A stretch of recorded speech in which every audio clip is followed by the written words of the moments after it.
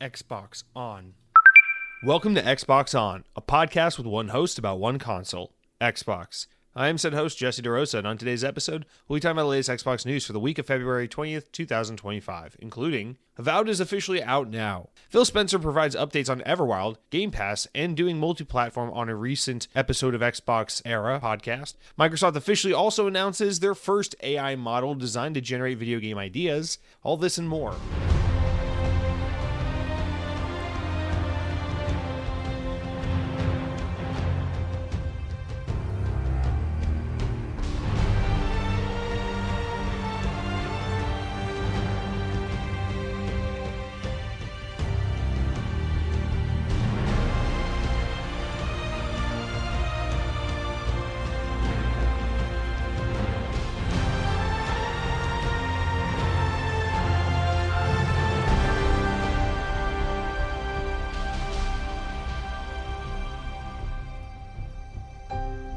This week in Xbox history, in the year 2020, 5 years ago, Bayonetta Vanquish 10-year anniversary bundle was released for the Xbox One.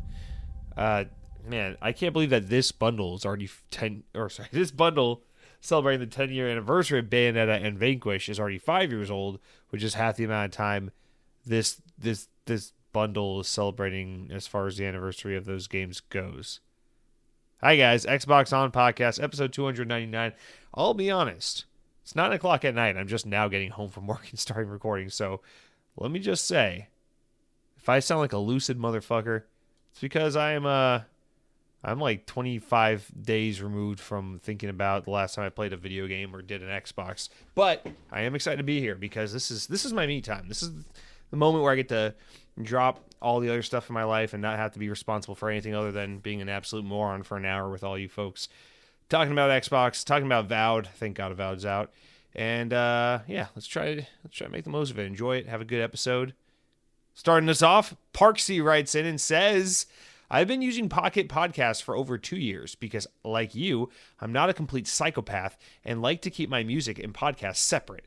Anyway, I dropped you a 5-star review on there. Well, Parksy, thank you so much for dropping a 5-star review. And as a reminder to all of you, if you've been listening to the podcast and you say, gee whiz, this is a podcast I sure do enjoy listening to, why don't you consider dropping a 5-star review? Again, reiterate, anything less than a 5-star review is unacceptable. Don't waste your time and my time leaving a 4-star or lower review because I'll hate you, you'll hate yourself, you'll have less time because you wasted your time doing that. Don't do it. Nobody cares. No one needs constructive feedback. Nobody needs to be warned that this podcast is full of tangents relating to Disney theme parks and Pepsi and Windows Phone. They don't need to know that. Just keep your comments to yourself. But if you do feel inclined to leave a 5-star review or more, maybe if you have a way to leave a 6-star review, I don't know if maybe you have access to a podcast app that lets you do 6 stars. Take the time. Take a couple minutes, drop a review. I'd appreciate it a lot. Thanks. All right, guys. This week in gaming history, we just did that, idiot. All right, let's talk about, it's exciting time, guys. The year's finally kicking off. Notable game releases of the week. Avowed is here, guys. It's happening. It's finally done. Last week, if you paid the extra $25, you got access to the game beginning February 13th, which I know a lot of you did. Good for you. I'm jealous. A lot of people have already had plenty of time to play the game. People listening to this podcast probably have already beaten it or are pretty far along in their journey. I know obviously all the big pundits and YouTubers and Xbox coverage type outlets out there have already beaten the game and reviewed the game and talked about the game extensively. I am just now getting to Avowed. I did not have any free time this weekend, so it just didn't make sense for me to pay the extra $25 because I didn't have the time to play the game. But Tuesday night, I moved some things around. I started working on the podcast on Monday, tried to free up some things in my schedule so I'd have a little bit of time to play it on Tuesday. So last night, Tuesday night, I did finally play the opening hours of Avowed. We'll talk about that when we get to what I've been playing. But yeah, I'm very much just dipping my toes into this game very, very early. Very little to say on it. But so far, I'm excited to get back to it. That's for sure. I'll say that much for now. Also coming out this week, guys, Like a Dragon Pirate Yakuza in Hawaii comes out on the 20th, so the day this podcast goes live, and that's a smart delivery Xbox Series S and X game, whatever. So we got a lot of good stuff coming this week. Maybe not a lot of games, but some very, very notable high-quality games or highly anticipated games. And then it just keeps going from there, guys. We're pretty close to South of Midnight, which is one of my other most anticipated games. And then, oh my God, and then in May we got Doom, The Dark Ages. Oh, it doesn't slow down. It doesn't slow down. We'll get to the games in a minute when we get to what I've been playing. But until then, let's start off this week with our mildly amusing stories, the appetizers. These are the jalapeno poppers of the Xbox On podcast, guys. So this first one we're going to talk about, because there's not that much news this week, There's really only a handful of things here. One big story in the news, and a couple little things to wrap us up. The thing is, this one we're going to start off with here is technically a proper news story. I just don't know how to cover it because, I'll be honest, it's all about AI and two things. One, I'm too stupid to know how to speak on this eloquently. And two, God, every time I hear AI, like the buzz term of AI pop up in any kind of news-related conversation, I'm just like, wow, I really wish we were just talking about like something normal, like the fucking 9/11 or something like that again. I don't fucking know. Maybe gas prices. But no, we have to talk about AI because in a big way it's affecting Xbox. Because this week, and this is of course from VGC, Microsoft have debuted a generative AI model that they say can generate game visuals, controller actions, or both. The generative AI model, which Microsoft has named Muse, was developed by Microsoft's game intelligence team in collaboration with Ninja Theory. Yep, the guys that make Hellblade. It will be made from open source to help other researchers explore these models and build on their work, Microsoft said. On Wednesday, Microsoft published several videos showing what gameplay sequences generated by Muse could look like. The company said these examples were generated prompting the model with 10 initial frames, or 1 second, of human gameplay and controller actions of the whole play sequence. The footage was trained using Ninja Theory's 2020 game, Bleeding Edge. Remember that game? As they say, quote, this is from the Microsoft website, in our research, we focus on exploring the capabilities that models like Muse need to effectively support human creatives. Reads, blah, blah, blah. So that comes from Katja Hoffman. She's Senior Principal Research Manager and lead of the Microsoft Research Game Intelligence team. She says, I'm incredibly proud of our team and the milestone that we've achieved, not only by showing the rich structure of the game world that a model like Muse can learn, as you see in the videos, but also, as even more importantly, by demonstrating how to develop research insights to support creative uses of generative AI models. Microsoft also discussed how Muse could help preserve classic games in the future. They say, today, countless classic games are tied to being on hardware that are no longer playable to most people.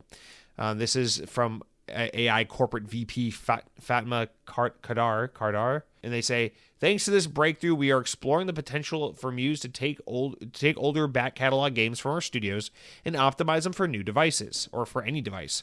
Quote, we believe that this could radically change how we preserve and experience classic games in the future and make them accessible to more players. To imagine beloved games lost to time and hardware advancements could one day be played on any screen with Xbox is an exciting possibility for us. In a video published alongside the news, Microsoft gaming boss Phil Spencer also expressed optimism for Muse's future benefits and preservation. He says, you could imagine a world where, from a gameplay, data, and video, a model could learn games and really make them portable and for any platform to run. I think that's really exciting. We've talked about game preservation as an activity for us, these models and their ability to learn completely how games play without the necessity of the original engine running the original hardware, I think opens up a ton of opportunity. According to the leaked company memo, Xbox established a new team last year dedicated to game preservation and backwards compatibility for its future hardware. Xbox President Sarah Bond wrote, we have formed a new team dedicated to game preservation, important to all of us at Xbox and the industry itself. We are building on a strong history of delivering backwards compatibility to our players, and we remain committed to bringing forward the amazing library of Xbox games for future generations of players to enjoy. All right. So there we go. It's a mouthful. There's a lot here to unpack. And then that website where this was originally posted with all these video clips for you to look at goes into tons and tons more detail. Now, let's talk about this big broad concept first, and then there's something I want to get into in particular. So if you go to the website, you can see all these little video clips. They have they're all 10-second to 1 minute video clips of basically AI trying to regurgitate some form of Bleeding Edge, that hero shooter game that Ninja Theory made about 5 years ago that bombed and no one played, and then now it's kind of just gone. And here's the thing. They keep saying in the video, which I also watched and skimmed through this article, that this is kind of about not replacing the developer, the role of the developer and in the creation of video games, but more so in helping developers generate ideas and more so play out ideas so that they can get feedback and faster responses and cut down on the time of, having an idea and then trying to visualize or put together an idea of what that gameplay or what that mechanic or what that idea would look like or translate into a video game. So again, I don't work in game development.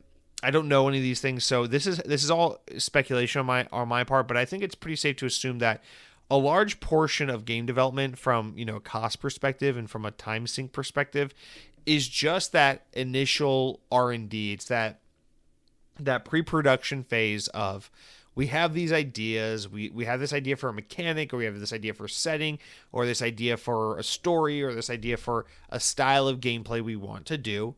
But so much of the early stages of a game development cycle is conceptualizing a mechanic or an idea or a game, and then building something out and then testing it and seeing if that's something that makes sense, if that's something that's scalable, if that's something that's easy to do, if that's something the team feels like they can pull off, and then if they can do all those things, is it something that is as satisfying or fun or realistic to do in practicality as it sounded in person, or in your head, like, hey, I had this idea for a mechanic, and then after a year and a half of building out this rough demo for the game, we found out, hey, it doesn't really work, or it's not very fun, or the gameplay loop, it just quite isn't there.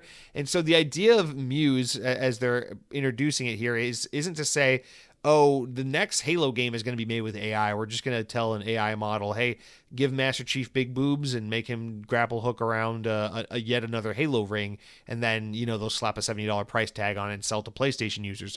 That's not the idea here. What they're saying is, rather, it's like, this is a model that is designed to help us be able to take ideas and put them in a more visual, form to where we can kind of learn a lot about an idea or concept without having to spend the months or years R&Ding and all the hard work into, let's see what we can build. Let's see if this is scalable. Let's see if this is something we're capable of.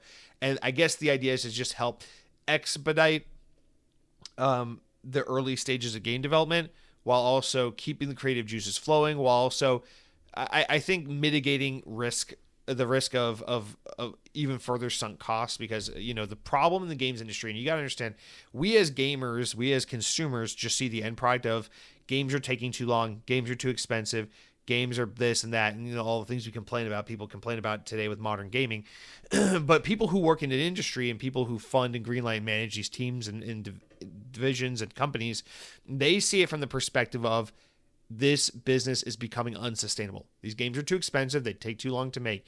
So everything about this new trend of AI and everything about layoffs here and there and everything about trying their hand at live service games instead of single player games, everything that's being done, all these things we're seeing in the industry are all being done with the concept of, well, the naysayers might say greed, and that's true for a lot of companies to some extent, but alternatively to greed, it's designed to say, how can we make game development more efficient and cost effective? And I think that seems like that is entirely what this is built around, is trying to make the early stages, the harder stages of getting off the ground, getting an idea off the ground and getting it into some kind of developmental, we're making a game stage, making that a lot faster, a lot quicker, a lot cheaper, and a lot easier for developers, not necessarily to replace the human touch and say there is no human creativity. Now, I still have an issue with this just because I am skeptical of the idea of utilizing AI in any artistic medium, whether it be music, TV, movies, video games, literature, photographs, whatever the case may be. It all kind of rubs me the wrong way, but maybe that's just because it's this new frontier of technology and it's just a little hard for people to wrap their brains around, see the full idea, and really see it, how it's going to play on practice. I mean, no one's really going to know until AI really is this thing that kind of runs our world. But for now, it's just something that's a little creepy, a little weird. I mean, I encourage you to go on this Microsoft website blog post and check out these video clips. It looks like some weird fucking Take On Me music video knockoff version of Bleeding Edge, and it's just creepy because it's like there, but it's not. Like, you can tell it's AI, but it's bleeding edge, and it's just fucking creepy and weird. What I really want to circle back to is this, because I'm not smart enough and I don't have enough value to add to this conversation with my limited understanding of AI to really say anything beyond what we've said here. But I do want to circle back to this one little excerpt on this blog post, because I feel like this is kind of at the heart of everything, and doesn't really do anything to, like, I don't know, quail concerns or address any situation here. So the blog post is written in it's like any kind of article online. It's like, a research opportunity enabled by data. And then it goes in a couple paragraphs talking about this. And it's like, all right, scaling model training. Then it goes into this topic. But one of the first topics in this article is headlined with this question: what motivated this research? What motivated this idea that led us to develop this Microsoft Muse AI model? And this is the little paragraph they write here. It says, as we released our research insights and model today, and just keep in mind, this was written by Katja Hoffman, the senior principal research manager that we were just quoting from in the story. So it says, what motivated this research? And Katja says, as we released our research insights for the model today, I keep thinking back to how it all started. There was a key moment back in December of 2022 that I remember clearly. I had recently returned from maternity leave, and while I was away, machine learning learning world had changed in fundamental ways. ChatGPT had been publicly released, and those who had tried it were in awe of OpenAI's technical achievements and model capabilities. It was a powerful demonstration of what transformer-based generative models could do when trained on larger amounts of text data. Coming back from leave at that moment, the key question on my mind was, what are the implications of this achievement for our team's work in intersection of artificial intelligence and video games? So what motivated this research? It seems like this literally just says, I saw ChatGPT for the first time and thought, wow, how is this going to affect video games? That's it. And I guess that is a good enough excuse. I mean, listen, you don't need to have a pretty profound reason to do anything. That's human ingenuity and human creativity, and the thing that's led us to everything good and bad we've discovered and created in this world to this day is the human desire to answer the questions, what if, what's out there, what's beyond this, what would happen if I mix these two things, what would happen if we could turn this into this, how could we make this better? That is human curiosity. It's what separates us from the monkeys. I get that shit, right? But this is literally just saying, why did we create an AI model that can generate ideas and concepts of gameplay and controller input information? Because we saw AI and said, how could this translate to video games? I mean, that's like I'm sorry, but that's like not really a compelling reason. It's just like, oh, we needed to make AI be this thing that is deeply integrated in game development because it's a new technology and we wondered about it. It's like, okay, this is that slippery slope. It doesn't seem like you really have much passion or reason behind why you feel the need to do this. I mean, I understand from the potential cost perspectives, from the potential efficiency perspective, but I'm just very dubious of AI in general, just because I don't love the idea of using computer technologies that 99% of people don't understand. That is just a machine learning model that gets its ideas from ripping off other people's art and then being like, oh, this is a generative tool that's helping us come up with new ideas. It's like, is it, or is it just plagiarizing other people's shit? So it's weird. It's like, yeah, is it cool this AI model made some variation of Bleeding Edge? Yeah. But how did it learn that? By being fed information on Bleeding Edge and then being told, hey, rip this game off. So again, it's just, listen, I'm not in theory opposed to the idea of AI being implemented in game development. And I'm not even entirely one of those people that's like, we need to stop the rise of AI because it's going to replace jobs, because I'm not entirely sympathetic to that argument, because I do believe, why I want to protect people's jobs and I don't want anyone to lose a job or for any industry to be upended and for people to face hard times as a result of change in technology.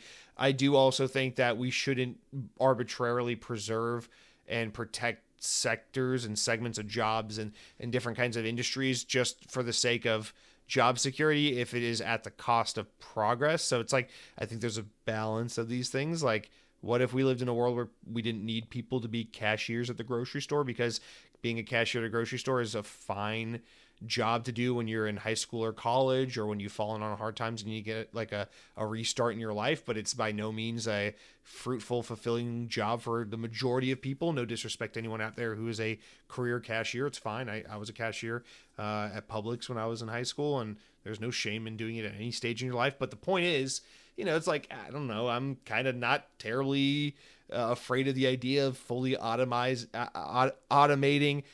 grocery store checkouts, because I don't think necessarily that the world will be devastated or emotionally and fulfillment wise impacted in a negative way if we remove the profession of scanning groceries and saying your total is $49.99. So it's like, it's one of those things where it's like, in theory, I'm not one of those like protectionists, like technology is evolving and now new technological advancements could replace this job or this sector. It's like, we got to preserve no, it's like, let progress be progress, and we will always find something else. When one industry replaces another, there just new jobs are created, but for different reasons. And so it's like, we can always find a way to reshuffle people and keep moving forward and make the world more efficient, more effective, and more convenient, more beneficial, and all these things are more advanced. So from that perspective, I'm not even all that sensitive, because I don't think AI is something that's just going to come in the next few years and replace everyone's job. I don't think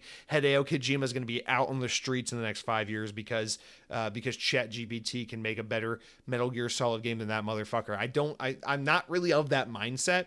It's just, what really rubs me the wrong way is just that human touch. That's what I worry about, where it's like, well, what makes, a movie, a book, a video game, whatever, so good or so bad is that at the end of the day, that was the love child of a person or a group of people and their creative vision and their creative endeavor.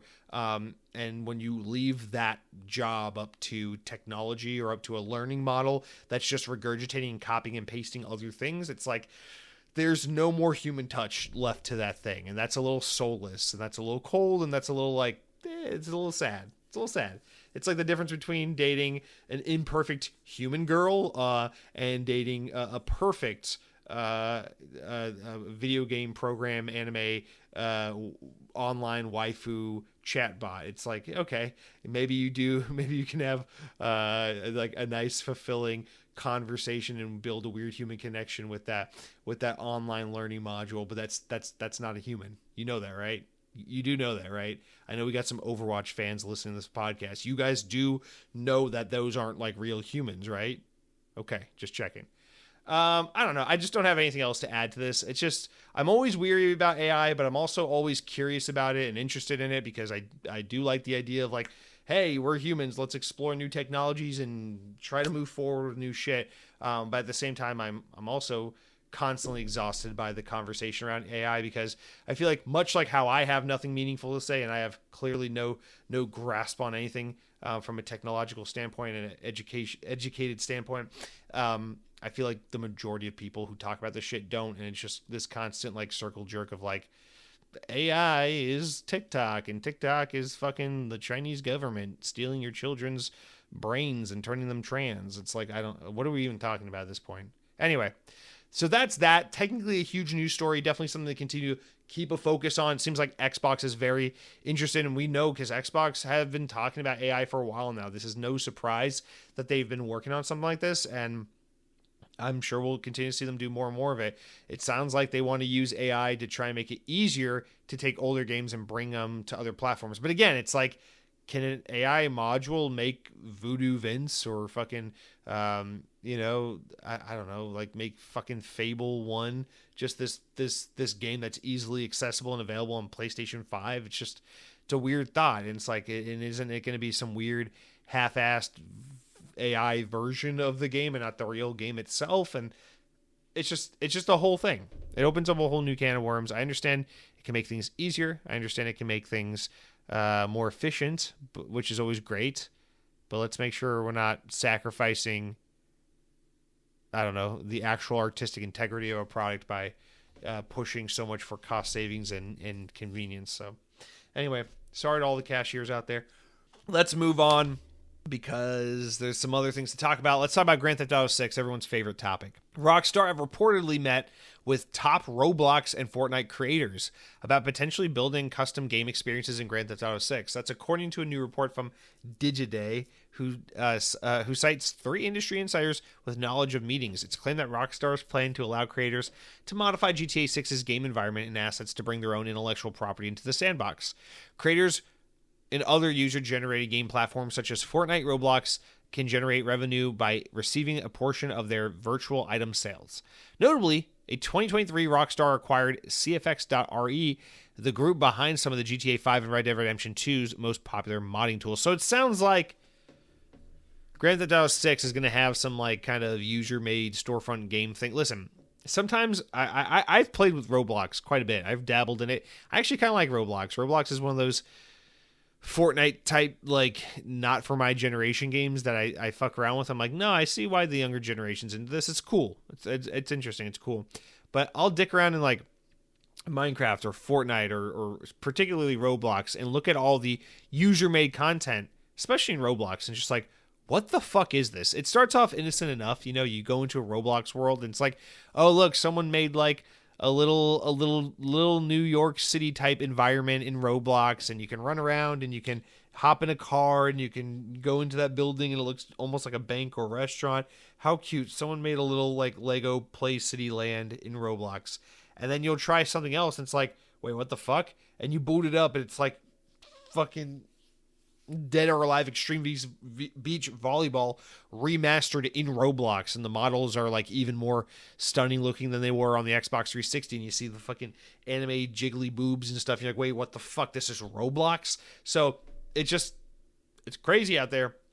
So I wonder what that means for Grand Theft Auto 6 and what kind of shit people are going to be able to create, because clearly they see the value in not only just continuing what Grand Theft Auto Online did well with GTA 5, but also in taking that a step further by trying to look at what Fortnite and Roblox and other live service platforms are doing to try and expand that offering and keep their huge player base further engaged with this platform. Dude, GTA 6, it's going to be a juggernaut. I'm telling you, man.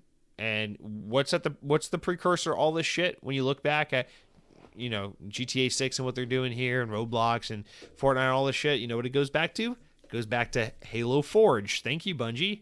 Thank you, Xbox. All right, let's move on. Oh, this is a sad one, right? So despite its big success, Marvel Rivals director and others have been laid off. So from VGC, a little over 2 months after its hugely successful launch, the US-based developer behind Marvel Rivals, including its game director, have reportedly been hit with layoffs. NetEase has sent a statement to VGC confirming the news. They said, we recently made the difficult decision to adjust Marvel Rivals' development team structure and organizational reasons to optimize development efficiency for the game. This resulted in the reduction of a design team based in Seattle that is part of a larger global design function in support of Marvel Rivals. We appreciate the hard work and dedication of those affected and will be treating them confidentially and respectfully with recognition for their individual contributions. Having posted on LinkedIn profiles on Tuesday, NetEase California-based game director Thaddeus Sasser claimed that the unspecified number of Marvel Rivals American developers had been let go, including himself. He said, quote, "This is such a weird industry. My stellar, talented team just helped deliver an incredibly successful new franchise in Marvel Rivals for NetEase Games, and we're just laid off." Sasser confirmed that level designer Gary McGee and others had been let go as part of the layoffs, while another designer, Jack Burrows, also confirmed that he'd been let go. "Well, I just got laid off from my job working on Marvel Rivals with NetEase.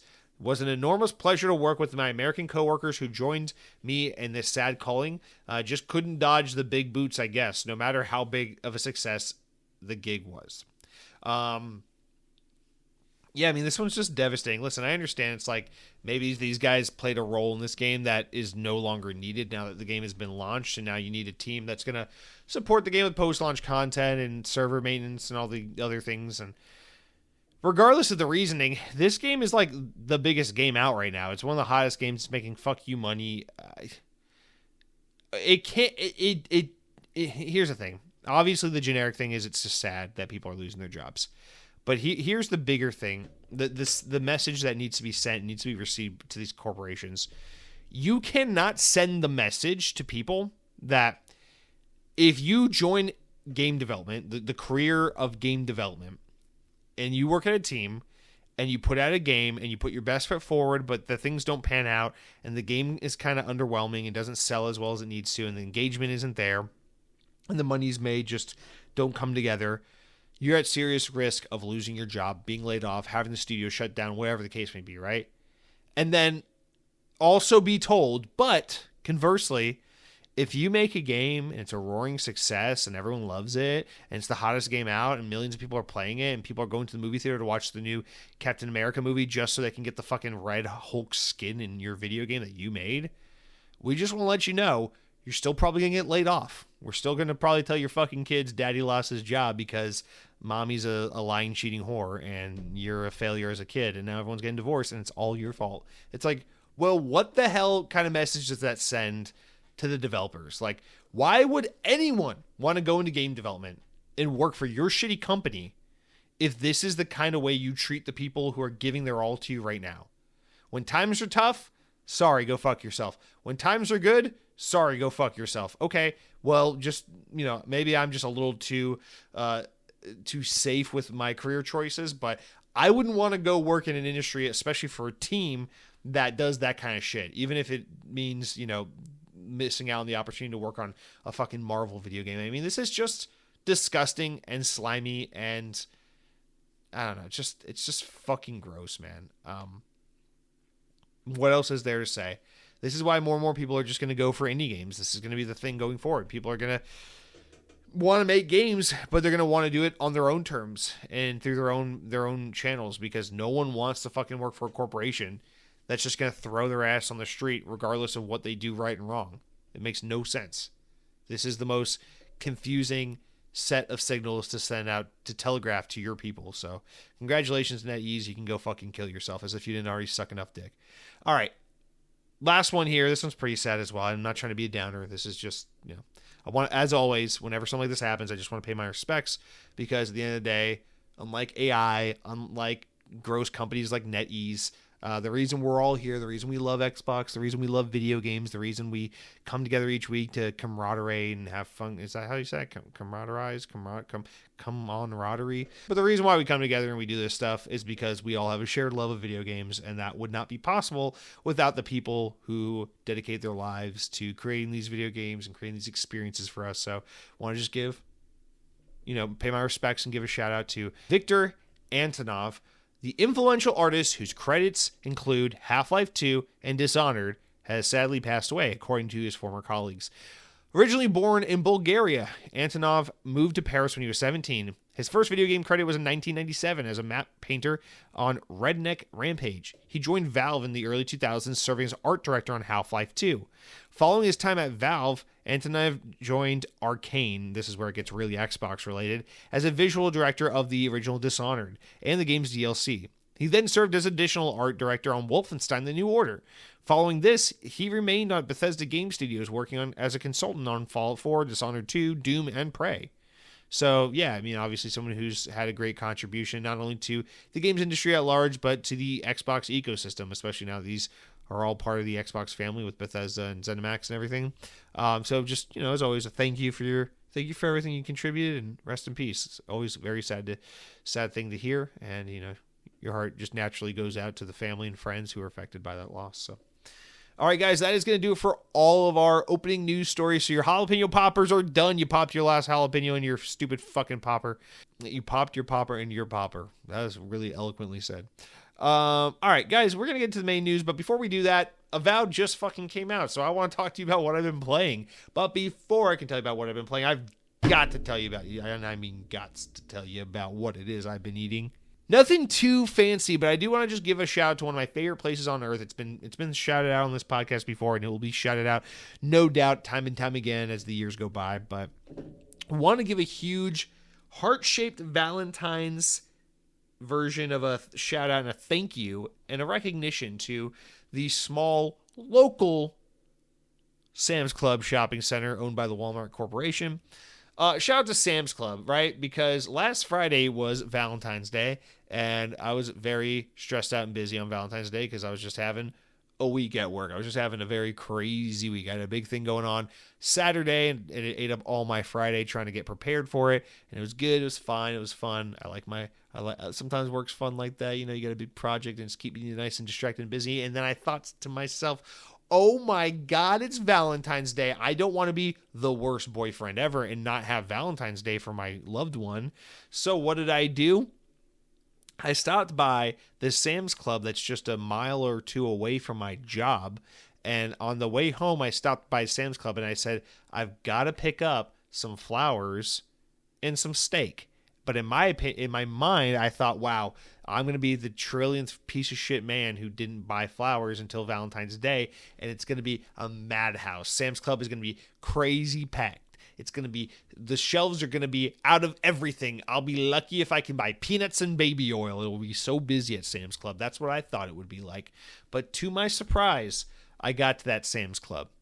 The parking lot was so fucking full, I was terrified of what it would look like inside. But I found myself a damn space. Yes, I did. And when I walked into that Sam's Club and I flashed them my membership ID, even though they didn't ask to see it, I showed them it anyway. I said, here you fucking go. I've been a member for 4 years. Don't you fucking ask to see my ID. And she said, sir, you can put your gun down. I don't give a shit. Just please buy your pizza and get out. To my surprise, when I got into that Sam's Club, it was nice and orderly. It was beautiful in there. First of all, shout out to Sam's Club because they got not one giant display of flowers when you walk in the store to be like, hey, it's Valentine's Day, stupid men, go buy your flowers. Don't piss her off. But then they got additional smaller displays set up all throughout the store. So shout out to Sam's Club for that. Beautiful selection of flowers, not just your typical red roses. We got white roses. We got orange roses. We got other flower alternatives. If she doesn't like roses, we got it all. Bouquets of dandelions and daffodils, whatever your heart desires. Sam's Club has got you covered. So another shout out for just not only the availability of flowers, but the variety of flowers. It is a great day. This is like the Game Pass catalog of flowers. There's just so much to choose from. You're inundated with flower choices. But not only is that the case, but I go, okay, so the flowers are easy to get, whatever. They were prepared for it. They know a lot of people are going to want to buy flowers on Valentine's Day. But do they have steak, or as they say in Spanish, bistec? Because, a lot of guys have the idea, I'm gonna make a steak dinner for my girl on Valentine's Day. So I said, oh no, it's like 6 p.m, 6 p.m. There's no steak left at Sam's Club. They're gonna be wiped out because it's Florida, and Floridians are fucking insane people, and they constantly treat every grocery store like Black Friday 24 hours a day. So I'm gonna get to the meat section, and all the meat's gonna be gone except for probably chicken feet and curry goat, because those are the two things that are going to be in stock. But to my surprise, they had steak. They had plenty of steak. They had steak for days. And so I bought some big ass sirloins because I'm trying to be a little better about the health. I said no prime rib, no ribeye, nothing fatty and marbled and delicious. So we got the big sirloins. They're nice and lean, whatever. And they were there, and it was awesome. They're good like 10-ounce sirloins, whatever. So I got that. Okay. All right, Sam's Club, I see you. You got the flowers, you got the steak, but what else are we doing here? They have, in the middle of a store on Valentine's Day, a whole pop-up. They got this lady, she's just standing there surrounded by buckets of ice. And what's in these giant ice display case extravaganzas? But 3 types of crab, 4 types of shrimp, fucking lobster tails. This lady's ready to sell you the freshest seafood east of the Mississippi. And she goes, would you like a lobster tail? It's Valentine's Day. It only comes once a year. And she's got all the seafood. And it's like, bitch, if you want to do a surf and turf, if you want to get a lobster tail to go with your steak, you can do that. Fresh as can be on Sam's Club on a Valentine's Day near you. And they have it. And it's there. And I didn't buy any because it's money. But really classy that they had that there. I thought that was really nice touch. You got flowers all over the store, different flower displays everywhere. You got a fucking person selling fresh seafood if you want to do like a lobster thing at home. Nice. Steak had plenty in stock. Okay. And then I'm walking out of the cooler, refrigerated produce meat section of the grocery area, and what do I see but a display case where all the cakes are, but it's specifically dedicated to Valentine's desserts, and they have chocolate covered strawberries. Oh my god. And they look beautiful, and it's Sam's Club, so that it's in bulk. It's a lot of strawberries. And I said, oh my God, I got to get me one of these. So I bought strawberries, I got steak, I got flowers. Everything was fresh, everything was beautiful, everything was of a high quality that only Sam's Club could deliver. Absolute fuck you to Costco. And then I got toilet paper because we were also running low on toilet paper. So just shout out all around to this romantic toilet paper steak shopping experience that Sam's Club made so easy. And even though the parking lot was dauntingly full, the inside of the store was calm, cool, and collected, and customers were in an orderly fashion purchasing their flowers and steaks and toilet paper for their fellow loved ones. So I got in, I got out, I got home, and those steaks were damn good. I cooked them just right because I watched a video by Gordon Ramsay a few years ago, and now I'm good at steak cooking. And the flowers were pretty, and the chocolate-covered strawberries, chocolate-covered strawberries were the same as every chocolate-covered strawberry I've ever had my entire life, where I said, gee whiz, this would be so much better if instead of strawberry, there was just more chocolate in here. And that was Valentine's Day. All thanks to, not me, not her, certainly not romance, but to Sam's Club. So just a big shout out to the Walmart Corporation, to Sam's Club. You always have my back. I'll always be there for you. Have a great Valentine's Day to each and every one of you. And that's it for what I've been eating. Now on to what I've been playing. Suicide Squad Kill the Justice League. Let's check it off the list. I think I'm burnt out on it. It's been so much time of like trying to find time for video games and not having it that I just had to fucking cross off the list. Maybe I'll come back to it. Ninja Gaiden 2 Black. Finished it. Rolled credits. I have nothing more to say on this game. I think the latter half of the game actually kind of lost me a little bit because all the interesting and unique setting just kind of fades away as you stop playing levels in like ancient Rome, Tokyo, Japan, New York City, and then you start playing in like nondescript demon hell world. It's like, okay, I don't really care anymore. And then it's just, I feel like this game's a couple missions too long, but it is fun from start to finish. I like the game quite a bit. I'm definitely going to give Ninja Gaiden 4 a try when it comes out. And super, super grateful that this excellent, well-done remake just made this game super accessible to people like me who don't want a gruelingly hard experience. Shout out to Ninja Gaiden 2. Please, for love of God, developers, more games like this, less games like Dark Souls. Please, thank you. Ninja Gaiden 2 is fucking cool. Okay. So the big thing I want to talk about here, of course, is Avowed. Because I finally got to sit down and play a little bit of Avowed. Now, to be fair, I only played the opening of the game. I literally booted it up, created my character, played the opening kind of scripted part of the intro, and then got set loose in the open world first part of the game, like once it opens up. So I am very early in this game, probably like 90 minutes into the game, like an hour and a half, probably. So I don't have too much to say, but we'll get into it. First, DCJ Woker writes in and says, reformerly Dead Captain James. Dead Captain James, why would you change your name? You're the OG of this podcast. Why would you change your name? Dead Captain James writes in and says, fun show, Jesse. I'm so excited for Avowed. Only 1 hour left to wait. This is 7 days ago. Good on you for being able to resist the urge to splurge on early access. You were a stronger man than me. I snatched up that early access upgrade immediately. Yeah, the only reason I didn't pay the $25 and play this game early is because I just simply didn't have the free time. Otherwise, you bet your sweet ass. And it was so tempting too, because Thursday, I definitely didn't have time to play the game. Friday, it was Valentine's Day. I definitely didn't have time to play the game. Saturday, I had a huge work thing that kept me busy half the day. And then the second half of the day, I was like, now it's time to like be a half decent boyfriend, spend time with the girlfriend and just do some groceries and clean around the house and kind of like do the housekeeping stuff, you know? And then Sunday was like the relaxing fun day. And I was like, I could cave in and play Avowed early. If I pay the $25, I can just play all day Sunday. But I was like, do I want to pay $25 to get early access, knowing I only get 1 day of early access? Because Monday, I'm not going to have time to play. Tuesday, the game comes out. So it's like, do I really want to pay the $25 just to play this game 1 day early? And I got really close. I want to let you know. I got all the way to the game store page. I clicked on it. I was about to hit confirm purchase. I got really close. And I said, no. And then I knocked out the last 2 hours of Ninja Gaiden Black and played some Suicide Squad Kill the Justice League. I did not do it. I did not cave because I just didn't want to pay the $25 just to have 1 day only of early access. Although it wouldn't have been the worst deal in the world because I probably would have really enjoyed myself had I done that. But I stayed strong. I didn't do it. Instead, I ended up going to the Honda dealership to test drive a Honda Ridgeline pickup truck because I've weirdly been obsessed with trying to learn about that truck. For some reason, it's just perplexing my brain that it exists, and that's honestly, I'm not even being a fucking idiot. That's literally what I did on Sunday. All right, so now that we've gone through that, Cronky writes in and says, I'm now probably 6 or so hours into Avowed. Gotta say, I love it so much. Awesome quest, awesome world. Simple enough progression without being obtuse. Honestly, this is everything I could have hoped for when I found out Obsidian was making a fantasy action RPG. Well, I can't speak to all that because, again, I'm only like 90 minutes in, but I will say initial impressions right off the bat. Don't care about character customization, have nothing to say to that.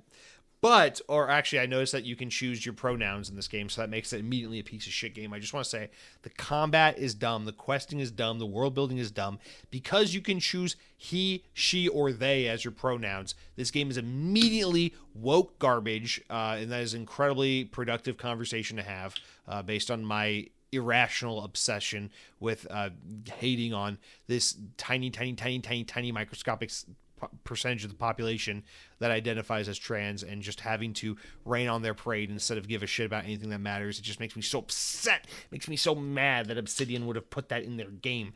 Don't they know that games used to be so progressive? They used to be so cool when Marcus Phoenix... Oh, wait. Marcus Phoenix is a they, them. Bet you didn't know that. You fucking bigoted piece of shit. Anyway, you get past the customization. The thing that stands out about this game immediately, the combat has no right being as good as it is in this game. I don't know what the fuck is happening here, but the feeling of the swordplay, the feeling of just playing with the fucking dagger, the feeling of the archery, and then when you get the wand and you start fucking gunslinging spells and wizardry and shit like Harry Potter. Holy shit, this game is fun. It's just like the combat, I mean, it's nothing fancy, right? It's like Skyrim combat. It's like you just third-person action RPG thing and you just hit them with a sword. But like the sounds, the feeling, the energy, the connective just action, it feels different. It feels good. It hits, it's satisfying, it's fun in a way that these kinds of games never have good gameplay. That's like the famous thing about these kinds of first-person single-player Western-style RPGs is like they're usually cool, they're fun, but they're never like, you know, the combat's always kind of like they're out of obligation. And the only other game I've ever played that's really like kind of made me feel differently was when Starfield came out a few years ago. And it was the same thing where I was like, wow, Starfield's gunplay is actually like really good. This is super nice that, you know, not only is it like a cool game and everything with compelling questing, but like the gunplay is actually pretty fun for a Bethesda game. And that's kind of how I feel about this. It's like, wow, Obsidian like took one of these games and made the Knights and Elves sword and shield gameplay feel like kind of fucking good. So I want to give this game a huge shout for just how fun it is to engage in combat. And then in addition to that, I love the art style. I love the palette, the vibrancy and the palette of this game. It just looks beautiful. It's exciting. I cannot wait to get into it. So far, I just met my first companion and I've had limited character interaction, but I'm so excited to get off on this adventure and experience more and more. I do my whole weekend. It's just like carved out to go nuts on this game. So I'm very excited to play tons and tons of Avowed. And on top of that, I think this is going to be a fabulous Logitech G Cloud game. Like when I'm playing in big long sessions, I'll play on the couch and on an Xbox, but I love the idea of like knocking out an hour here, an hour there by just what was I trying to say? Yeah, by just like laying in bed and playing an hour through cloud streaming on my Logitech G Cloud. It just sounds great. So shout out to Avowed. I'm really liking what I've seen so far. Nothing super concerning. The game does seem to have some kind of performance hiccup. I'm playing on the Series S right now. I'm not playing on the X. And the frame rate isn't perfect, and sometimes the motion blurs a little like choppy. There's like some frame tearing if you turn too much or too fast. So the performance isn't like 100%, but the game runs stable. I'm sure it looks and runs a little better on PC and on my Series X, but nothing that is like dampening the experience for me. It's just worth pointing out, I guess, because Games just always kind of run a little less than perfect these days anyway, especially upon launch. So just, I guess, if I had to pick a nitpick. But so far, I don't have too much to say on the game. I'm just really liking what I'm seeing, and I'm just very excited to get into it and really, really dig into what this game has to offer. So that's my very early initial 90-minute preview takeaway of what I've seen so far in Avowed. I cannot wait to see more. But yeah, that's it. Oh, that's why I didn't play on Thursday, because on Thursday we had tickets to go see the early screening of Captain America Brave New World, which someone said to me, you should talk about it on the podcast. And I said, I think it was Jay said, you should talk about it on the podcast. And I said, that's a great idea, because this podcast is rarely ever about Xbox. So it only makes sense for me to be like, hey guys, let me tell you what I thought about Captain America #4. So that actually makes sense. That actually makes tons of sense. The thing about the new Captain America movie is it's one of those things where the movie didn't have to be good or bad, because I am so much in a superhero mood right now that this movie was going to hit for me no matter what. It just had to be, because for the past 6 months I've been subscribed to Marvel Unlimited and watching all the DC shows on HBO Max and playing Suicide Squad Kill the Justice League and watching all the Disney Plus Marvel shows I haven't caught up on yet. So I've just been devouring superhero stuff lately, and so this is so up my alley, and I'm just so ready for a new Marvel movie that there's no way this movie wasn't going to be good to me. Plus I like Captain America. I like the Captain America movies. I like Sam Wilson as Captain America. I'm on board for all that. I liked the Winter Soldier and Falcon show on Disney Plus. So to me, I was yeah, there's no way this isn't going to be at the very least a decent movie. And my takeaway from that movie, 6 out of 10. It was technically not a great movie at all. It's nothing but flaws. It is very much not a great, super necessary, super compelling, super original movie that moves the plot in the MCU along or has anything super profound or compelling to say. But, this is the huge but, because while all the fucking pundits out there just, the movie was in development hell and had reshoots. The movie was broken because this actor's dumb. All I gotta say is this is a movie I had nothing but a blast watching. Literally from the time the movie opened up until the time the post-credit scene ended, I had a total blast watching this movie. So it's one of those movies where it's it is technically not a great movie. It is so much fun to watch. I highly recommend it. If you like action movies, if you like Marvel movies, you got to see this movie. It is so much fun to watch in theaters. People bitching and moaning, Red Hulk's not in the movie for all that much time. It's I don't know why you thought he was going to be in the movie for 75 minutes, you fucking idiot. But for the 10 minutes or so that he is in the movie, it's fucking awesome. And yes, the green screen usage is obtuse and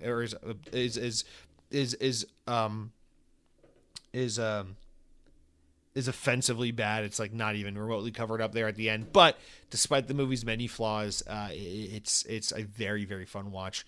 My immediate takeaway is this movie is the most Call of Duty Black Ops meets Fast and Furious that a Marvel movie has ever been, and I mean that in the nicest way possible. It's not good. It's not particularly good, but it is very, very fun. So I highly recommend it. Definitely watch it. It's okay. It's okay to watch a movie or play a game or read a book that's not particularly amazing. Not everything has to be, I don't know, what's something that people really value. Not everything has to be fucking Juno. I know everyone thinks Elliot Page's Juno is the best movie of all time. I'm sorry if the new Captain America movie fails to measure up to the critical acclaim of Juno, a movie about teenage pregnancy. But maybe they recast Captain America with Michael Cera, maybe they can turn it around. I don't know. Anyway, guys, let's move on. Let's take a quick water break, hop into the news, and we will continue on with our lives. All right, guys, let's hop into the news. So really, there's only one thing we're going to talk about here. I almost said Xbox was on a podcast. No, Phil Spencer was on the XboxEra Podcast. And we got a couple nuggets to pull from there, which we'll talk about here, and then really just move on to the wrap-up news, because there's not a whole lot happening still this time of year. I mean, really, the big thing is Avowed's out. Go play video games and enjoy them, you freak. But let's talk about what Phil Spencer had to say on this podcast real quick. So, First of all, I put them kind of in order. Microsoft gaming boss Phil Spencer provided a Rare update on Everwild, the Rare-developed Xbox console exclusive that was first announced nearly 6 years ago. I cannot believe we've been waiting for this game for that long. Sea of Thieves Studio Rare first announced the new IP in 2019, released another trailer in July 2020, but updates on the game have since been elusive. Speaking in an interview with the XboxEra Podcast, Spencer said that the historic British studio is making progress on the game and named it among the most anticipated projects currently being worked on at Xbox.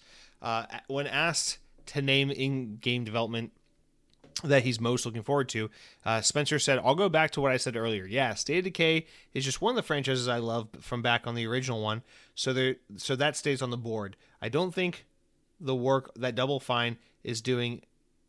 I do think that the work that Double Fine is doing and how Tim is kind of solicits feedback from the team, and the other one I'll say, because I was recently out at Rare, it's nice to see what the team at Everwild is doing, the progress that they are making." He continued with the Xbox Era interview, and said that it's been a while and that we've been able to give those teams the time and what they're doing, which is good. I still have a portfolio like we have. It's like a dream that Matt Booty and I have had for a long time, so it's finally going to be there. We can give those teams time. So basically just saying like, hey, the game's still being worked on. We like what we're seeing, and yeah, we're just giving them the time to get it right. What's also interesting here, not only is that we're getting an update that, hey, Everwild's coming along, the team's working on it, but more importantly, I think we're getting this update that, hey, Tim Schafer and the team at Double Fine are working on a new game, which is no surprise. Of course they're working on a new game, but we haven't heard anything from them since Psychonauts 2 came out, so it'll be very, very exciting to see them reveal their first full-fledged game as an Xbox studio, not a game that was in development when they got acquired by Xbox. So I'll be very curious to see if this summer is when we finally see what's next from Double Fine.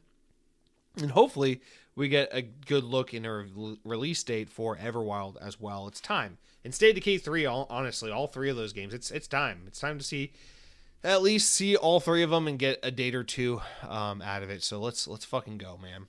All right, continuing onward with the interview, Microsoft Gaming CEO Phil Spencer shed more light on the company's decision to release more games on PlayStation 5. In the interview with XboxEra Podcast, Spencer was asked about the comments he made during the FTC hearing in 2023, which he claimed that every time an Xbox-owned studio sold a game on PlayStation 5, Sony got a 30% cut, which is being used towards deals to block other third-party games from coming to Xbox. Now that Xbox is releasing numerous games on PS5, Spencer was asked if now that he's less focused on Sony's 30% cut and more focused on the 70% cut that Xbox takes every time a game is sold on PlayStation's platform. Spencer replied that this was the case, if this was the case, and that trying to get PS5 owners to move to Xbox instead of just selling games directly to them was no longer a viable strategy. To which he says, "It's maybe not what I was going to say on stand at the time, but yeah, I would love to make all the money for all the games that ship right now. Obviously, we make more on our own platform. It's one of the reasons that investing in our own platform is important. But there are people, whether it's in their libraries or PlayStation Network or Nintendo, whether they like the controller better, whether they like the games there, whatever. And I don't want to look at them and say, well, there's no way we should be able to build a business there. Find fans for our franchises out there. I'm not trying to move them all over to Xbox anymore. We're also invested in where our games are. Let's just allow people to play. And yes, the 70% that we make on games on other platforms is helpful to us for being able to build a great gaming portfolio, like we showed the Developer Direct. And I hope that we'll continue to show throughout the rest of the year." So basically just saying, yes, we're focused more on making money on other platforms and meeting players where they're at, not so much in getting other people to come over to our Xbox platform because it's not fucking working. Continuing on, Microsoft CEO Phil Spencer says that they aren't forcing players into Game Pass, cloud, or any other game experience. So he acknowledges that players who wish to maintain large libraries if they owned games, and claim that Microsoft isn't attempting to funnel players away from owning games and into subscribing to Game Pass. He says, "I think we've shown respect for people's libraries over generations with backwards compatibility, Xbox Play Anywhere, and I want to continue to do that," he said on the XboxEra Podcast.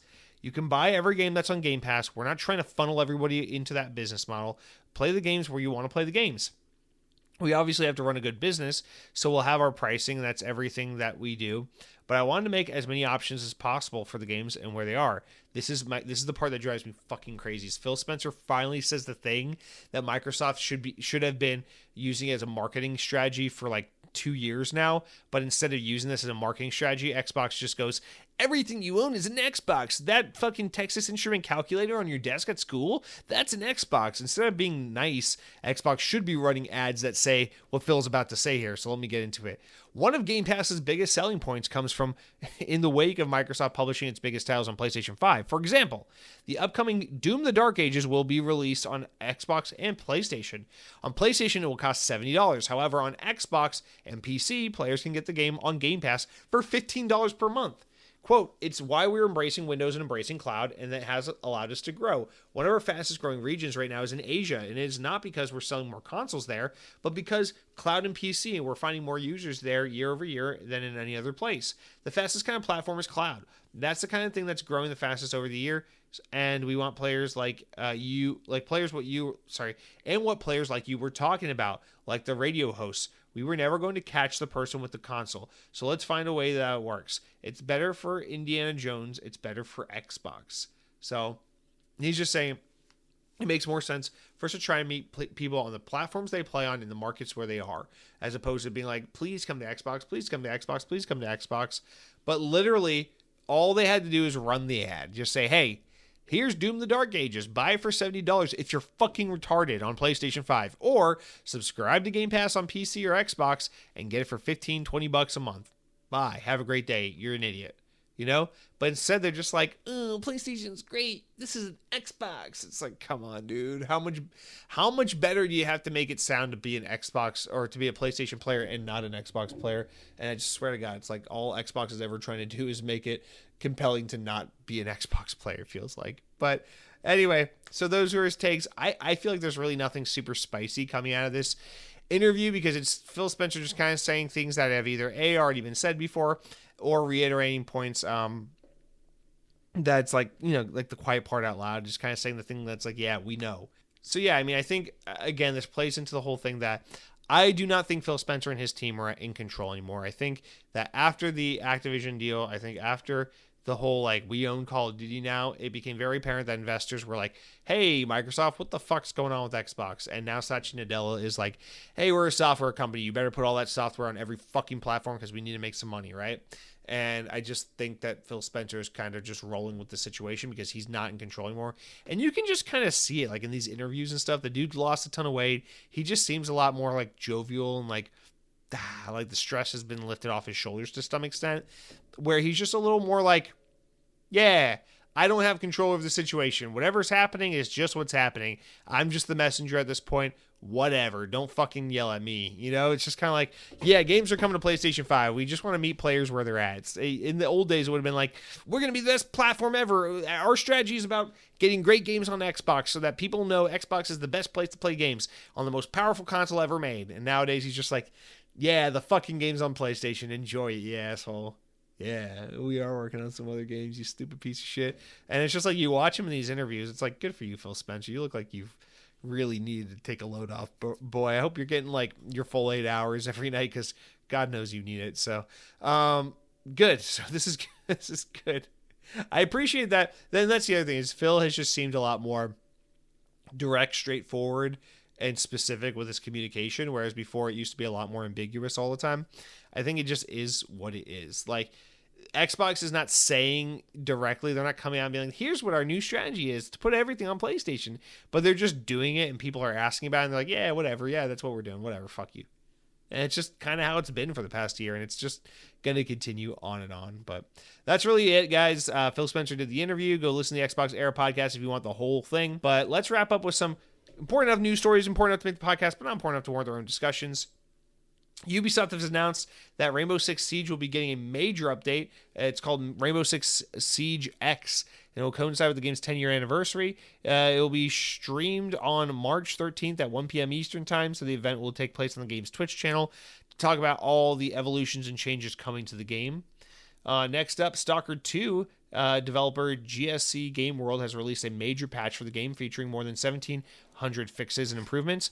This version, patch 1.2, is described as a massive one with over 1,700 improvements and fixes to all aspects of the game: balances, locations, quests, blockers, crashes, performance, and more. A Life 2.0 fixes, you name it. The patch includes fixes for more than 120 issues with AI, numerous balancing tweaks, and over 100 under-the-hood type improvements. So hopefully the game is a lot better than it was at launch. Apparently there were a lot of issues. I didn't notice them in the 1 to 2 hours I played of the game, but I'm sure a lot of people did. And that's going to do it for all of our news this week, you guys. It's time for the best and final segment of the podcast. Comments, shoutouts, youtube.com. Click on the latest episode of the podcast, drop a comment, say something super nice, say something constructive, say something critical. Just say something. Just let me know you're there, and we will read it on the show, guys, just like so many of you have. So without further ado, let's just get into the comments this week and talk about our feelings. Cargo Runner UK writes in and says, Jesse, have you played any of these? I need to pick one for my Game Pass backlog. Which would you play? Okay, I feel bad about this question because you wrote it in like 5 or 6 days ago, and I was like, I think I'm supposed to just reply now and talk to you, but I guess we'll just read it on the podcast instead. So I do apologize if you've been waiting for this answer, or if you had to make a decision because I didn't get back to you in time. But yeah, let's read the question, man. So have I played any of these games? You're looking for something on your back catalog on Game Pass, and you want to know which one to play. So Plague Tale Requiem, Callisto Protocol, Far Cry New Dawn, Hellblade 2. And then you said, I want to play Avowed and have decided to wait until there are some patches and they rebalance the upgrade system. All right, sounds like you listened to that Skill Up interview, my guy. I'm kidding. All right, that's fine. Yeah, wait to play Avowed. There's plenty of other great games to play in the meantime. Of the 4 you mentioned here, I've played all of these games except for Plague Tale Requiem. Well, it really just depends what you're in the mood for, my guy, because I would say... So, Plague Tale Requiem, can't speak to it, haven't played it. Callisto Protocol is a really fun game. It's criminally underrated. If you like Dead Space, if you like third-person survival, horror, action-adventure, Resident Evil style games, Callisto Protocol is a no-brainer. It's really, really fun. It's not as good as Dead Space, but it is pretty damn good, and it's definitely worth your time, especially for a game that's only like 7 hours. I mean, it's not terribly long at all. So I really enjoy that game if you're in the mood for that. Far Cry New Dawn. I actually like Far Cry New Dawn a lot. It's the Far Cry 5 spin-off sequel type game. The last boss on this game is incredibly broken and fucking hard as shit for no reason. So I didn't beat the last boss. I literally played this game until the last boss and then just rage quit and never played it again. But I really enjoyed the game up until that point. I actually think Far Cry New Dawn is more fun than Far Cry 5, the base game from which it's based on. So if you're a Far Cry fan, Far Cry New Dawn is a really good time. It's it's just super fun to check the things off the boxes, the flowery springtime little Easter color palette over the Far Cry 5 sandbox is fun. The guns in that game are even more ridiculous than the guns in the base game. It's just a lot of fun. It's the Blood Dragon expansion of Far Cry 5, and it's a good one. Hellblade 2 I found was very beautiful and interesting, but also boring, like from a gameplay perspective. It wasn't anything special, but I actually found it to be more engaging than the first one. So if you played the first one, I think you owe it to yourself to play the second one. I actually had more fun playing the second one than the first one, but I just in general don't get the hype for Hellblade the way people like just love and respect that game. So I don't know. These games, I'm saying if you're going for just pure dumb fun, go for Far Cry New Dawn. If you're going for the one that's the most like atmospheric and experiential, I say Callisto Protocol.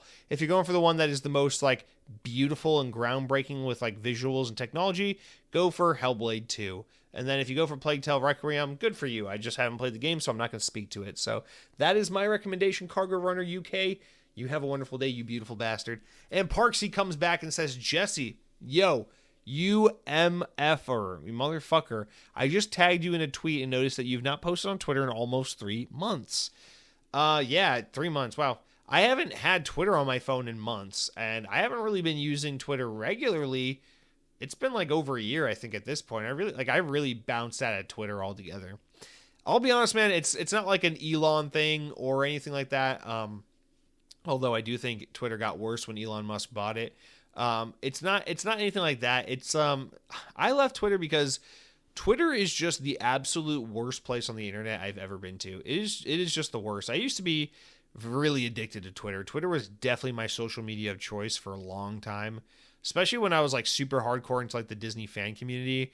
I used to write for that Disney blog, and I used to have like a lot of Disney followers, and I used to follow a lot of Disney and theme park people. Oh my God. The theme park community, super fucking toxic, full of like literally the worst people I've ever come in contact with. Fuck them. But then what I also realized is it's not the theme park community. It is everyone who likes Twitter is just a piece of shit. It's just like, you can't be a person on Twitter and not be like a horrible person, it turns out.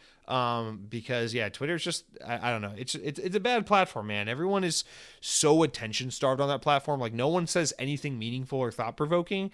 Everyone's just being a total fucking asshole. And it's just, everything is just, I mean, this is the internet as a whole. Of course, this isn't Twitter uniquely, but it's just like, God, it is a platform that incentivizes everyone to be as negative and pessimistic and critical and asshole-like as humanly possible. And God forbid you just have a positive take on anything, you'll get destroyed or ignored.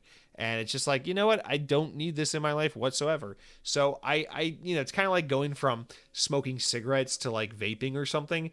But I moved away from Twitter and went to what's it called? Threads, the Instagram version, the Facebook version of Twitter. I tried Blue Sky, but I actually didn't like it as much. Weirdly enough, I kind of like Threads, but I think it's because I'm using Threads the way that every corporation wished I used Threads. Maybe I've never quote unquote tweeted on Threads. I've never put out a message or a post on Threads. But I do use it every single day. And I just follow brands and accounts and news outlets and things like that. I do not follow people. So people who are like, I'm drinking a fucking Starbucks drink right now and fuck the government. Or like, I think woke culture is really dumb and I drive a pickup truck. Like, I'm not following people with stupid opinions on Threads. I am following brands and media outlets. So it is just advertisements and news and fan shit. Like, I follow a couple like random accounts that are like DC fans, and it's like, James Gunn said that he's working on the Superman movie and it's coming along nicely. Like, so that's my Threads feed. It's like Wendy's is like, yo, we got another sandwich with bacon in it. And then it's like, James Gunn's working on a Superman movie. And then it's like, that new Marvel game's got players playing it right now. And then it's like, Xbox has got video games coming out. And it's just nonsense. It's just information and advertisements. That's all I'm being inundated with. And it's kind of like satisfying the Twitter taste I used to have. But I'm on it way less often. I probably use it for a total of like 10 minutes a day. I just flip around in it, get in, get out. I'm good. And it's just healthier. I feel better. I remember once I got over the first like month or two of not using Twitter, I felt so much healthier just mentally. I'm like, wow, it's so great that I'm not surrounded by the worst people on the internet right now. I'm a huge Reddit fan. Reddit is probably the one I use the most these days. I love Reddit because it's like you get in your little echo chamber. You're like, what is a topic I like? Right now I'm habitually reading the Samsung Galaxy Z Flip community page on Reddit and the Honda Ridgeline community page on Reddit. And it's just people like, today I parked my Honda Ridgeline next to another Honda Ridgeline. I'm like, great, that's wholesome. I love that. Or it's like, my Samsung Galaxy Z Flip broke and Samsung won't honor my warranty. It's like, that sucks for you, man. And like, that's the kind of social media I'm consuming right now. And it's great. It's great. It's keeping me stupid. And other than that, it's just plenty of YouTube. So Parksy, I'm sorry. I'm not ignoring you. You did nothing wrong. I am just going through a weird thing with social media where I'm using it in all the worst ways, but also in a healthier way. So I'm sorry. I deleted Twitter off my phone. I did not delete my Twitter account. I just deleted the app off my phone. I don't know if and when I'll come back to it. I'm sure I will at some point. I don't know. Eli De Silva writes in, and he says, well. No, he's got a long one. He says, last week I heard listeners get upset with Colin Moriarty's takes on Xbox, and being a long-time listener since the Beyond PS3 days and a listener to Last Stand Media, it is impressive to see someone have had their head so far up their own ass and still find new ways to stick their head up even further.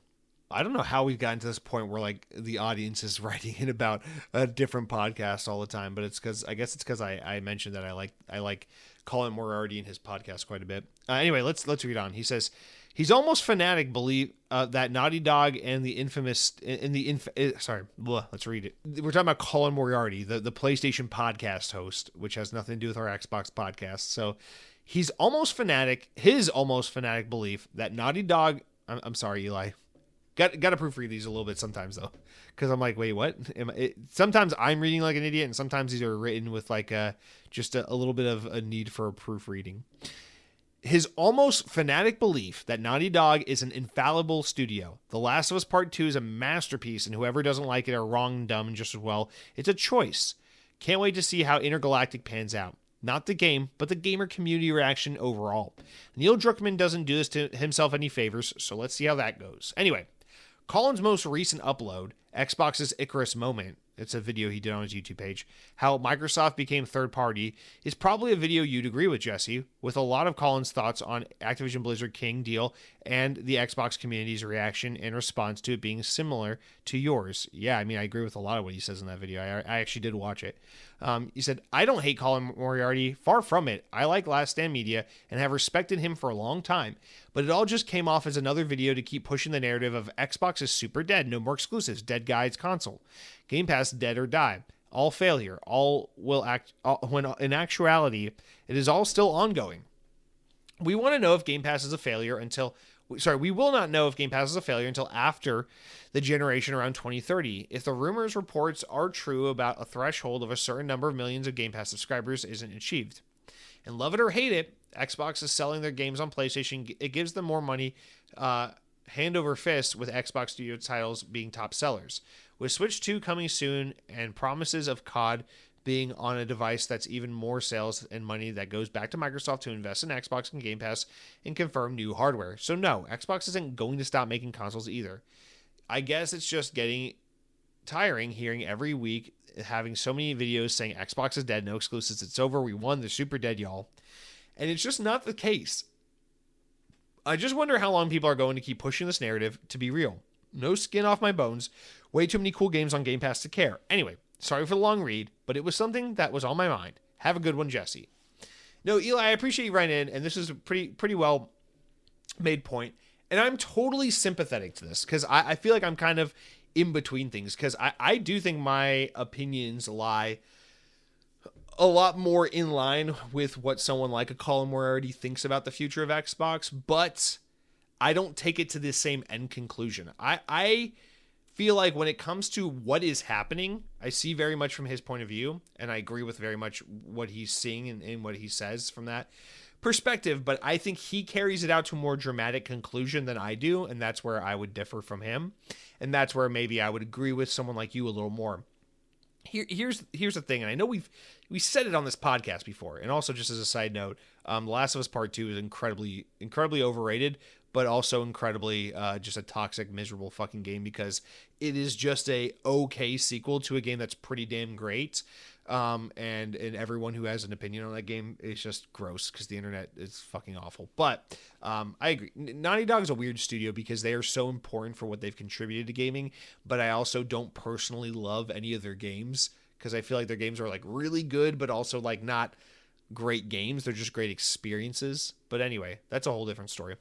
Let's talk about your Xbox thing. So the thing about Xbox is, listen, man, there's no denying they're putting their games on fucking PlayStation and Nintendo because they failed miserably to get people to come over to their platform.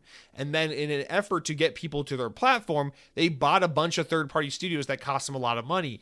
And in doing so, it put a lot of pressure on them to sell those games. And so they need to go to their competitors' platforms to sell those games. So yes, is Xbox going to make hand over fist fuck you money by selling Call of Duty on Nintendo Switch and on PlayStation 5 and all these things? Yeah, absolutely. Xbox is going to be insanely profitable and do incredibly well because of the situation they built themselves up to be in.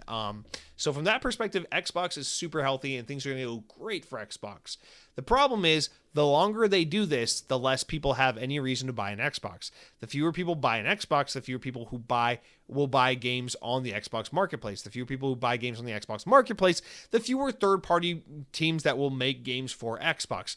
The fewer third-party publishers and teams that make games for Xbox, the less reason people have to buy Xbox. And the cycle continues and continues and continues until the console player base dwindles to an unsustainable number, and eventually Xbox or Microsoft do what they do best, and they just pull the plug. Like Windows Phone, like Zune, like all the good things before. They just pull the fucking plug. And that's the concern. I know Xbox has another generation of hardware in it. We all know that. It's confirmed. It's greenlit. They're working on it. So I'm not worried about that. It's just about long term what it is. They have to find some way to be very innovative and very game changing with what the next generation of Xbox hardware and services are in order to justify continuing to have a console on the market. Whether that be a handheld, whether that be a console that has some weird PC-like interface and Steam and Epic Games included with your Xbox, I don't know. I'm very excited to find out. I'm very curious to find out. And I continue to be very excited about the future of Xbox because everything that's happening right now with Xbox is so unprecedented and so different that whether you like it or hate it, it's just hard not to be intrigued by it all. So I have a very optimistic and curious outlook on the future of Xbox, but there is no denying that what is happening right now in this very moment before our eyes is Xbox is going third party because they're being forced to make some fucking money off these games because you're not going to make money selling Call of Duty and Avowed and Doom the Dark Ages exclusively to a pool of 30 million players on Xbox, most of which are on Game Pass. So you got to look outside that ecosystem to make the money. And it's on Nintendo Switch, and it's on PlayStation 5, and it's on PC. And that's fine, but it comes at the cost of your traditional player, console player market. So now you got to do so much in the way Game Pass shook up the formula for how games are made, distributed, and ingested by the community. The next generation of Xbox hardware and services and everything have to do that for the Xbox console in order to reinvigorate and justify and extend the life of Xbox consoles. That's all. There's time, there's opportunity for it to get done. The question becomes, can they do it? Will they do it? And now we have to sit back and wait and watch. And that's all there is to it. But I'm still out there. I get it a lot. And I think you're right to some extent. Colin Moriarty and people like that have a lot of like doom and gloom. Like it's over for Xbox. It's like, it's not over. The fat lady hasn't sung quite yet, but there's no denying that they're in the situation they're in because they made a series of choices that got them into this position. And now they have to put their games on their competitors' hardware in a series in an act of desperation. And it's not too unlike what PlayStation's doing. PlayStation puts all their fucking games on PC now because they're in the same situation as Xbox where game development is too expensive. These games are too risky. You gotta ensure return on profits. PlayStation has the blessing of being on a platform that is way more popular with a way larger install base, so they don't need Xbox as much as Xbox needs PlayStation, but they need PC just like Xbox needs PC. So from that standpoint, it is a kind of similar game. And I don't think that gets talked about enough. But yeah, I appreciate your perspective. And to an extent, I agree with Colin. And to an extent, I agree with you. And to an extent, I have my own kind of thoughts and opinions on it. The thing is, this is just such a weird, unprecedented time. There is no real telling how it all plays out. But some crazy shit is going to continue to happen. The next Xbox hardware is not going to be what we're used to. I'm not just talking about the handheld. I'm talking about the way the box interfaces and what it can do and what purpose it serves in your living room is going to be fundamentally different from what we're used to with Xbox.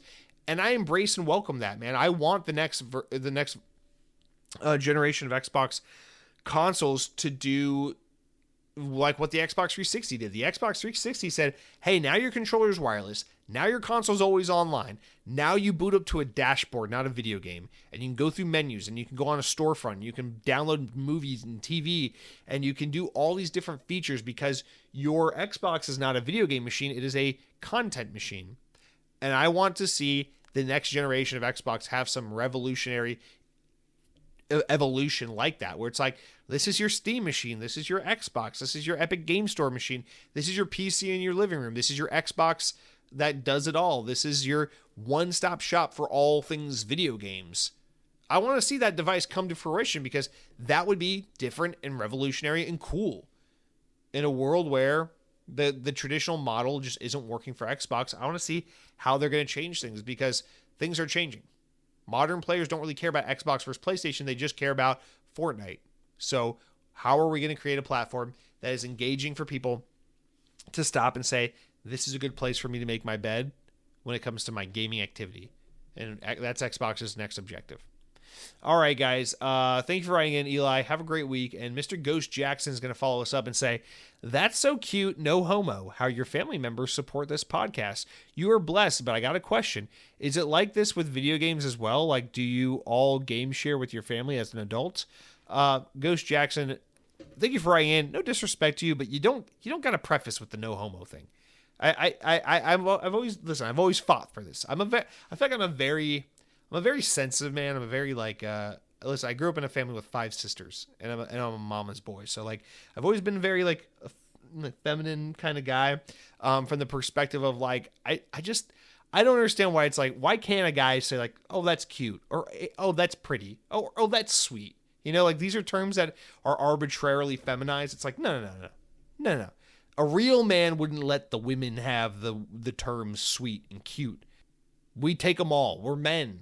Those are our words. We just let the women use them because it makes them think they're powerful. But no, silliness aside, it's like, hey, it's okay. It's okay to be a guy and say that's cute. You know what's cute? My cat. My cat's adorable. Anyway, no, I think it's very sweet that some of my family supports the podcast and listens to it. I wish no one in my family would listen to this podcast because it makes me cringe thinking about it. But I do appreciate that my brother, my nephews, and my mother are very supportive of the show. It does mean a lot to have the support of your family. But no, we do not game share. We are not that kind of family. So first of all, I have a million siblings. I come from a huge family. None of my sisters play video games. But my oldest brother is a freak. He plays on PlayStation. My next oldest brother is a freak. He plays on PlayStation. And then I play on Xbox because I have a huge brain and a gigantic penis. And then my younger brother, Cronky, the one that writes in all the time, he plays on a combination of everything because he has a very confused penis that is not as large as mine because his penis is intimidated by his PC and his PS5. But if he just sold them and played exclusively on Xbox, much like how the Grinch's heart grew 3 times on Christmas Eve and he didn't even need to go to the ER for it, you would see something very similar happen to him in that fashion. I cannot believe I'm podcasting about my younger brother's penis. Anyway, no, we don't game share. I don't know. I don't even know. I'll disclose to you. I don't even know how to game share. I'm so like, just no, let me just have my fucking thing. Like, I don't like that. Let me have my own Game Pass. Let me have my own Xbox. Let me have my own account. I don't like sharing it. My before Disney cracked down on sharing passcodes, my girlfriend was like, can we share our Disney Plus account with my sisters? And, you know, she's got some younger sisters, and I'm not going to tell a fucking 13-year-old girl, no, you can't use my Disney Plus account because I need to watch Frozen and Tangled. You can't watch my Disney Plus. So I'm not going to do that. So I was like, of course. Let's change the password so that instead of it being like Jesse's Big Dong 29, the password's like, hey, family is stronger together 33 or something like that. And then I'm like, all right, so give your sisters the passcode. Let's share the Disney Plus. It drives me nuts. I hate it. It's like I log in and it's like, all these different profiles. This is my Disney Plus. Who are you people? Or like when a friend's like, oh, dude, watch this show. It's like, I don't have Paramount Plus. I'm not a fucking retard. I don't have Paramount Plus. And then your friend's like, no problem, dude. Use my passcode. I'm like, no, I don't want to use your fucking passcode. I don't want to log in. I don't want to make an account. I hate that shit. It's so arbitrary. It's so stupid. It's so OCD. It's totally my problem. It's entirely irrational. But it's true, and it's my lived experience, so don't fucking judge me for it. But I feel that way about, it's like, I don't know. Dude, buy the fucking game. Go buy your own game. I'm going to buy my game. We got to support these small publishers like Microsoft and buy 2 copies of Avowed. God forbid we share our games. But no, I don't do game sharing. The closest thing I do to game sharing is my girlfriend plays my fucking Xbox downstairs to play Fortnite, and then I don't get to play Xbox upstairs because it's like, you're already online. I'm like, get your own goddamn Game Pass, you wench. But that's the closest thing we do to game sharing. But no, we don't share. We're American. We have all our own things. Listen, I drive a pickup truck and I have no kids. I haul nothing. I got no family. I got cats. I don't need a pickup truck, but I drive a pickup truck. Why? Because I'm American. It's my God-given right to take, consume, me. Don't share shit. Don't trust your neighbors. They're probably out to get you, and they're probably Mormon. So, no, we don't game share. And my family is cute. Thank you for letting me know. Ghost Jackson, appreciate you writing in. Have a great week. Mike Balboa writes in, It says, wow, 30 million consoles sold. It's not bad. It's not that far away from 75 million consoles that PlayStation sold this generation. It's pretty far away from 75 million consoles, buddy. And in my opinion, what's really holding Xbox back is marketing. PlayStation isn't really all that, to be honest. I'm glad this YouTuber I watch, who primarily plays on PC, said all PlayStation games visually look the same. I started laughing when he said, if you play Ellie from The Last of Us in New York City clothing, she could totally fit the PlayStation Spider-Man game. It's so true. The cool thing about Planet Earth is that you can market anything. You can literally sell death to someone if you market it enough. There are just people that listen to emo music. There are people that just listen to emo music. There are people that listen to emo music. Just look at the food we eat. I would rather eat a live pig, but I would eat some bacon. Wait, there are people that listen to emo. I listen to emo music every fucking day. What are you trying to say? What do you think I do at 5:30 in the morning when I'm driving to work?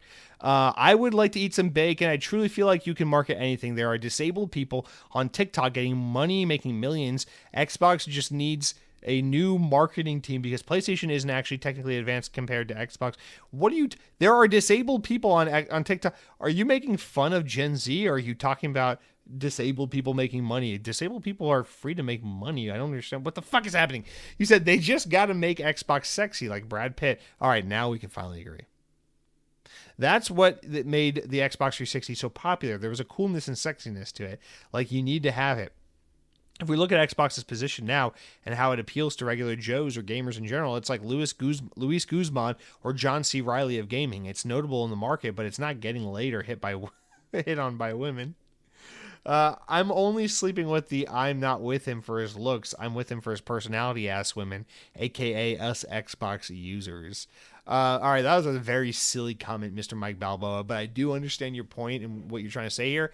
And to some extent, I think you're right. Xbox 360 was very much like, we're cool, we have the games, all your friends like us, you should too. Fuck you, here's an explosion, Marcus Phoenix, Master Chief, porn, and race cars. And Xbox Series X and XS and Xbox One, honestly, had a very much a marketing campaign of like, when we all play, we all win. Minecraft, we pirates. And I agree that but also you gotta understand the approach Xbox took to marketing in 2007 with the Xbox 360 was just so fucking effective for the time. And nowadays, what really wins is pure momentum. I just listen. Xbox could be better at marketing, and Xbox could do more to win more of the market. But at the end of the day, the thing that has to be remembered is PlayStation lost a lot of traction to Xbox in the PS3 generation because PlayStation fucked up bad. Xbox ate into a lot of their market share. But at the end of the PS3 generation, PlayStation came back and outsold the Xbox 360. Why? Because the fucking Europeans and the Asians don't like Xbox. That's why. So rather than blaming Xbox for their poor marketing or PlayStation for whatever, blame your international friends for not supporting the right console. No, Xbox has lost the ground and the territory in all those international markets, all those non-English speaking markets. Really, it's like outside the US, Canada, England, fucking Australia. It's like, it's over, man. Like they can't get a foothold outside these countries.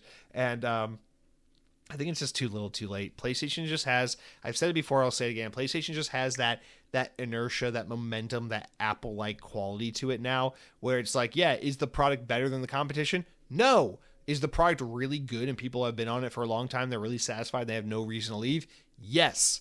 And so what can you fucking do? Consumers are not savvy and they're not smart. I'm just sorry. It's the honest to God truth. I'm not saying you're an idiot if you're on PlayStation. PlayStation is a great platform to be on. But the honest to God truth is there's a reason why people are stupid enough to keep buying Ford vehicles despite 100+ years of poorly made cars.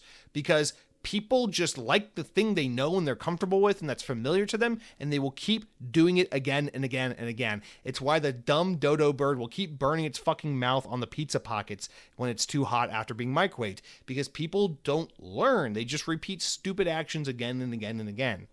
So it's the thing about Xbox. I'm not saying Xbox is better than PlayStation. I'm saying Xbox doesn't have a prayer of a chance because the home console market is mature at this point. and the consumer is more than satiated with what they have on PlayStation. Full stop. Why do people not buy Xboxes? Because PlayStation didn't piss them off enough to leave. That's all. Listen, if iPhone starts making you... actually, that's not true. iPhone's a terrible example because nothing's going to make people leave iPhone. Nothing. When folding phones came out and they were cheaper than iPhones and they were better than iPhones and people still didn't leave, I was like, okay, that's officially it. Nothing is ever going to make people leave iPhone. It's not going to happen. And when Game Pass came out and offered the best value in gaming, and the Xbox controller is better than the PlayStation controller, and Xbox bought all of the teams and got all the exclusive games, it didn't move the needle. Why? Because PlayStation's not giving you a good reason to leave. That's all there is to it. I don't want to make a whole thing out of it. But what are you talking about? I listen to emo music. What are you talking about? Emo music? You making fun of it? I don't know. I'm tired. Let me just wrap it up here. We got 2 more comments, so let's just put a bow on it. Daniel Winky says, I want to say thank you, Jesse, for calling me out a few episodes ago for being a loser and coping about my Xbox games being on PlayStation. I finally got through my head like you told me, and I finally understood Phil's message about Xbox games going multi-platform. He's essentially saying that games that sell the most are games that are multiplayer. It's not multi-platform. It's not like Spider-Man from Insomniac is doing Minecraft or Fortnite numbers, or any Sony exclusive for that matter. So I get it now. Thanks for calling me out. I needed that. I don't understand the tone of this message at all. I just...